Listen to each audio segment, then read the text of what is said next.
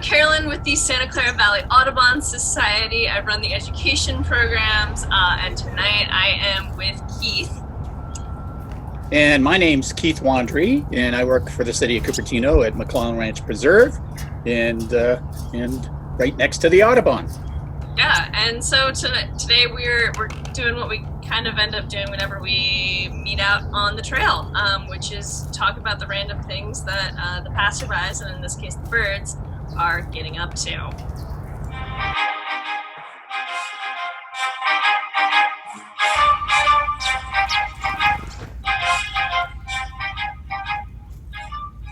Should we just talk? So we've got our white-breasted nuthatch, and it's gone. They do not stick around. These guys certainly do. So we've got our chestnut-backed chickadees here. And these guys are pretty much everywhere. Lesser Finch. Yeah. I'm not sure. I think it was a little confused because they do not feed on millet or sunflower seeds. So it was just a stopping point for that guy. But they're very easily chased off by the chickadees, who are obnoxious. Yes. Yeah, willing to throw down. Here they go. Zip off. Ooh, and there's our house finch. And at the very background, you can make out that crow. Crow on the roof. Crow on the roof coming down.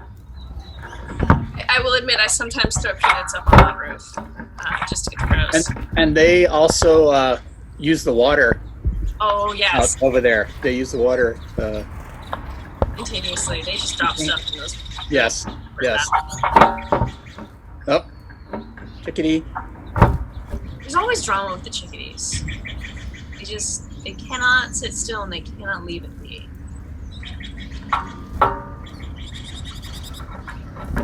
What kind of feeder is this, Carolyn?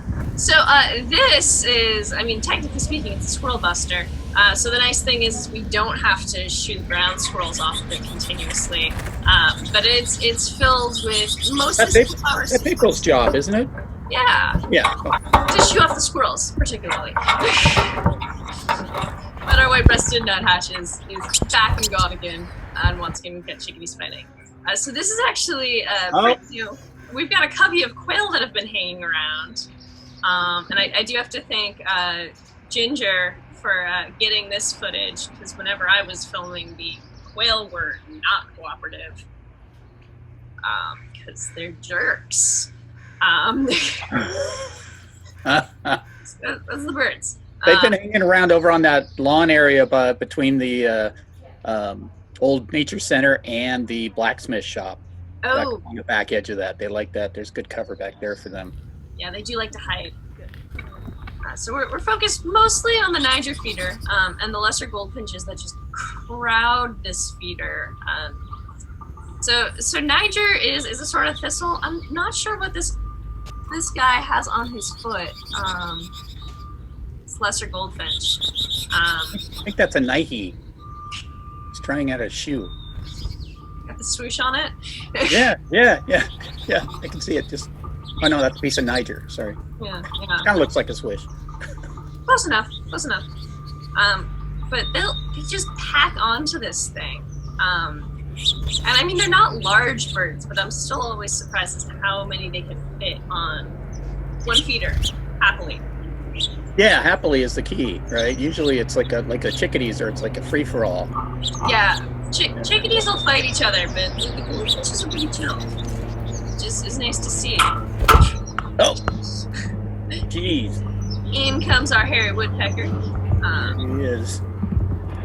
He's contemplating, and here's our mourning doves scaring everybody off because they're big clumps. Good job. That's what they do. They're kind of like, I don't want to say it for the dove lovers, but they're kind of like oafs. They're not really flight. No, they're straight line kind of stuff. Yeah. Yeah, it's a good short burst flight. Hopefully, get away from the Cooper's hawk or the sharp-shinned hawk. But after that, it is a football just hurled through the air. Yes. And then I've exhausted all of my football knowledge, so sports. And there's Alan Bird down at the bottom walking to the right. You just see him moving. That was Alan Bird. Appropriate. Yeah, well, we've got our song Sparrow popping in. And these guys are very, very stripy. We've got a lovely dark subspecies here. If you're in a different part of the country, it is going to look a little bit different coloration-wise at least, but the markings at least stay the same. It's not like the dark-eyed junco where they just completely change coats. Yeah, and look how well it blends in too, right? Yeah. If it just holds still, it's perfect for that ground cover. Yeah, and that's really key. And then we've got bottom corner, we've got our golden crowned sparrow. Just arrived for the winter. So they're a migratory species, and in theory, we can always tell it's fall when they arrive, because the weather won't tell you. And beautiful calls, too, they have. Yeah. That's very true. So your garden just kind of fills up with lovely bird song as our crowned sparrows pop in. They'll just hang around for the whole winter. Look at that, out of nowhere. The song sparrow's just going to kick through all of the mulch, finding seeds and bugs. And in the faint background, you can hear the soft beep of construction equipment, which really does get you into the mode of McClellan Ranch at the moment. I actually thought that was the crow backing up. They are large birds, so... Yeah. Boy, they can dent your car. I feel like the mourning doves would probably benefit more from that alarm system. Yeah. Just in terms of mobility. Our ever-popular suet feeder. Ooh, makes me hungry. Suet's one of those things where you don't want to learn what it's made out of. But the birds love it. Right. Indeed. Don't think about it. Halloween candy. Yeah. Here's a close-up of our song sparrow. As it lands on the mic. Oh, nice. Oh, go the birds again. Yep. But once again, just after somebody walks by, the chickadees are back on the feeders. Because they have zero fear. No waste of time. Oh no. It's time for eating. So our lesser goldfinches aren't very colorful at this time of the year, which is kind of a bummer because they're lovely yellow on their chest. But it's wintertime. Things are a little bit more mellow in terms of the bird plumage. We do have some golden crowns that are right front and center. And we'll maybe keep the mourning doves from scaring everybody off. They're the ones eating the goldfinch scraps. Because as you can see, the goldfinches just make a mess. They are throwing seed. Yeah, you'll often see a lot of towhees and other birds down on the ground hiding in the bushes beneath these. They're just going after scraps. Yes, yeah. That's why it's important, like having vegetation under there also for them to hide in while they're eating seeds down there. Yeah, that ground cover is absolutely key, especially because we do have coopers and sharp-shinned hawks that will occasionally pass through. So that ground cover is really what's keeping the feeders out in the open like this from becoming a hawk buffet. There was a Cooper's the other day that was going after a young crow. Oh, I bet that had the entire mob up in a tizzy. Yes. Sorry, not mob, murder. Group of crows referred to as murder. Because it's October. Happy Halloween, folks. And ignore the sign beneath the feeder. It says stop, keep going. Yeah, no. when you're a bird, you're illiterate, and signs mean nothing. That's right. And even if they could read, I don't think they would care. No. Little anarchists. Rebellious little buggers. They do not care. It's great.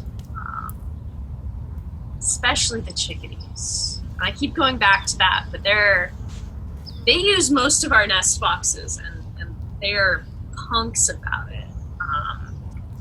They'll just sit up in a tree right behind your head as you're checking a box for like eggs, and just curse up a storm at you. Outraged. Absolutely. Uh-oh. Okay. Who's... Oh, it's Mr. Yellow. Who's going to visit this feeder here? Yay! Oh! Red mouse! They're adorable. Nice little crown on their heads. Yep. It's really the distinguishing feature, other than their general nondescriptness. Chickadees complain about it. Sounds like they're playing the slot machines. I feel like birds, if they had an equivalent Vegas, they would spend most of their time there. Well, every time they're a feeder, they're gambling. Yeah. Especially when they're that visible, right? There's like straight up game theory in play with foraging strategies. Never really wanted to delve into the nitty gritty of that.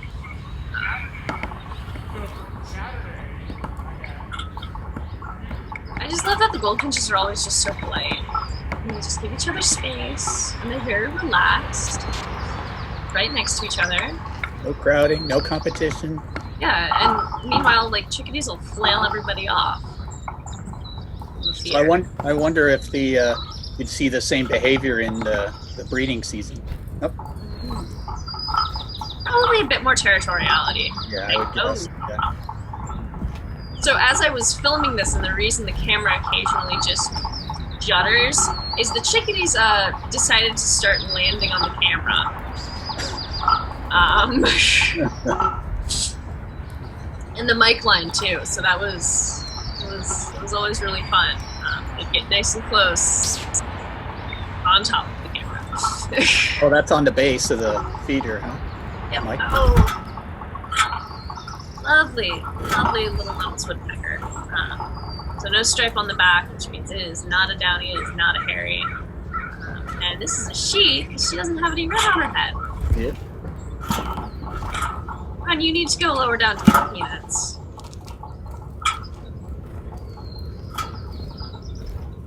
Still figuring it out. Oh. Think about it. That's right. Camera shot. Yeah. Always go for the peanuts behind the feeder. That's how you ensure the best shot. That's right. Absolutely right. And she's gone. Beautiful bird. Beautiful birds. Oh yeah. You know, once you get woodpeckers in your neighborhood, that opens up a whole bunch of habitat for other songbirds, like the chestnut-backed chickadee and the oak titmouse, because they'll literally carve out nesting spots for those other songbirds.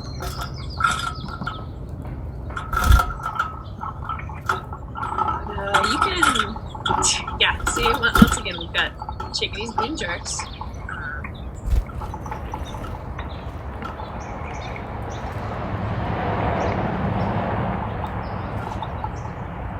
And I was always hoping I'd get a deer in the background, but they were just as camera shy as the woodpeckers are. But there's some bucks with some decent packs of antlers on them. Yeah. Yeah, we've seen two bigger bucks with the full antlers and a lot of young ones. And you'll see them running around, and they usually kind of walk in the order of their their pecking order of dominance, right? So usually you have a big one with a bunch of small ones trailing behind it, and they always kind of go in the same order. And we did have a fight out there a few years ago between there were two big ones, and one of them actually got gouged in the eye and died. So we found that the day after the bout. But that's what they do, right? So that's what they're grown for. yes. But then there were turkey vultures. So turkey vultures, and then the next day it was picked clean by the coyotes. Yeah, it was pretty much gone in no time at all. Nature's pretty amazing. So. Yeah, the cleanup crew is really evident. They get on it fast. Yes. No time of wasting. See, this chickadee just threw a bunch of seeds down on the ground and then left. But we've got a nice close-up of a male house finch with that rosy watch. There's a pair of them. They actually get that from their food, which is really cool. You can kind of tell who's got their stuff together based on how colorful they are, because they're actually managing to feed themselves. It's a song sparrow again. So the fun experiment with this was figuring out where to place the mic so the birds wouldn't land on it. And at this point, the bird is just landing on the stalk of plant that the mic was placed on. Continuously. Inevitable. Yeah. See who's over on the far side over there. Oh yeah. Looks like a white-crowned sparrow back there. Yeah. Oh, yes. So, this was slowed down for identification purposes, because that was a dark-eyed junco chasing a very confused lesser goldfinch. Apparently the goldfinch got a little bit too close while the junco was feeding on the thistle. But normally, they're ground birds. There's our junco. Decided to try to pursue it. It's a little bit more energy efficient at this point. Hello again. Animals again. I think, Sue, it's probably one of the best feeders. Like, if you have to pick one type of feeder to get the largest diversity of birds, it's pretty hard to go wrong with Suet. I'd agree with that. Once again, though, do not look at the ingredients. No. And wash your hands. Wash your hands. Yeah. Wash your hands after eating it. Oh, no, don't eat it. No. Don't eat it. Don't eat it.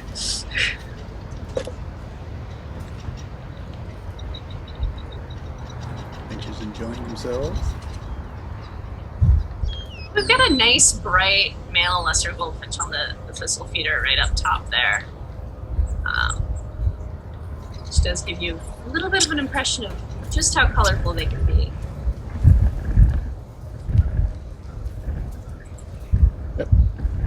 Got a little titmouse that just lit out.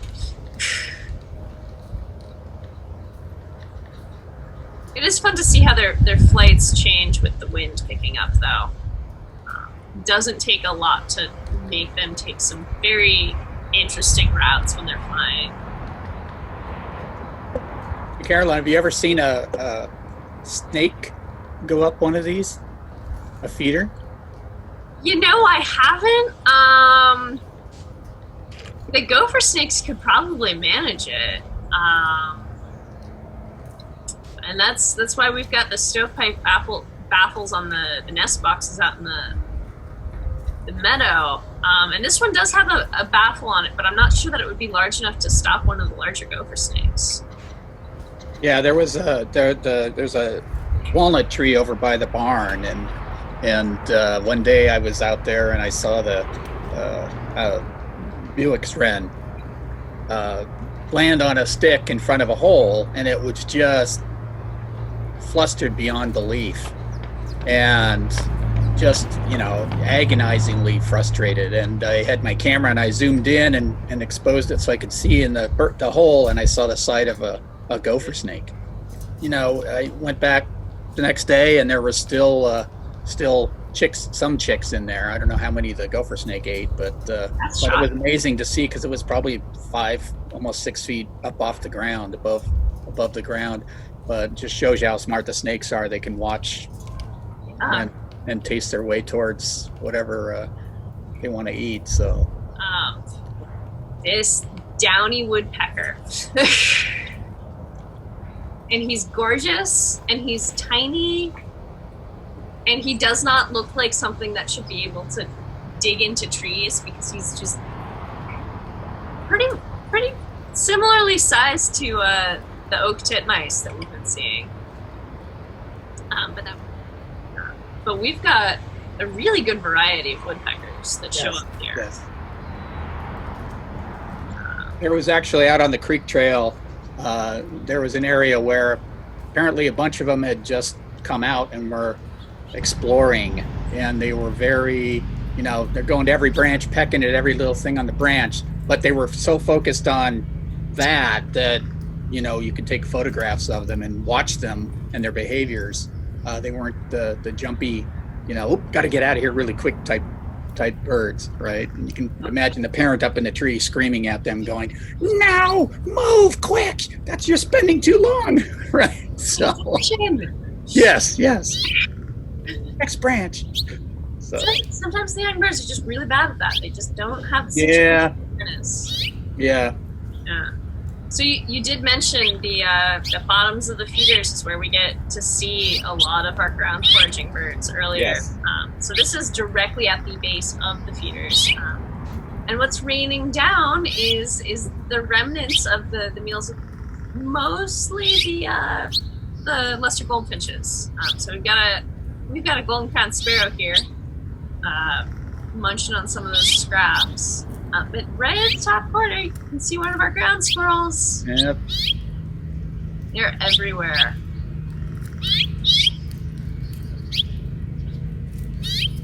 Now, do you ever, since there's so many ground squirrels around, do you see any problems with them getting up to the feeders very often? Yeah. So we've managed to find something of a solution. Or at least they've given up. So there is a baffle to keep them from climbing up, but at this point the vegetation is so high that if they can get on top of those bushes, they can pretty much just go around it. But that is why we've got the squirrel buster feeders on the sunflower and the peanut feeder. Okay. The way those are designed is the weight just kind of closes it off for them. Right. Yeah, and these are ground squirrels too, so different. The tree squirrels are a little bit different to deal with. They're pretty acrobatic. Oh yeah. One of them ran off with a suet feeder once. I'm not kidding. There's a reason we've got clip locks on our suet feeders, because the tree squirrels would either tear them open and run off with an entire block of suet, or they'd just take the whole feeder with them. Which is hilarious to watch the first time and just incredibly frustrating every time after. They're hugely skilled. Yes. And they are tenacious. They will keep trying until they've completely exhausted themselves or figured it out. And defeated you once again. Yeah. Congratulations, you've lost to a rodent. So Keith, I just wanted to thank you for joining me with this. This was a lot of fun. Always great to talk wildlife with you. I also want to put in a brief plug on our website, scvas.org. We've got a fantastic page for backyard birding.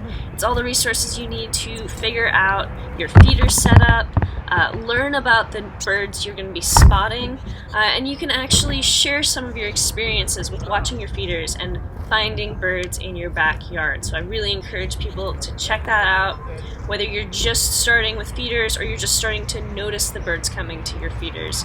It's a really fantastic resource.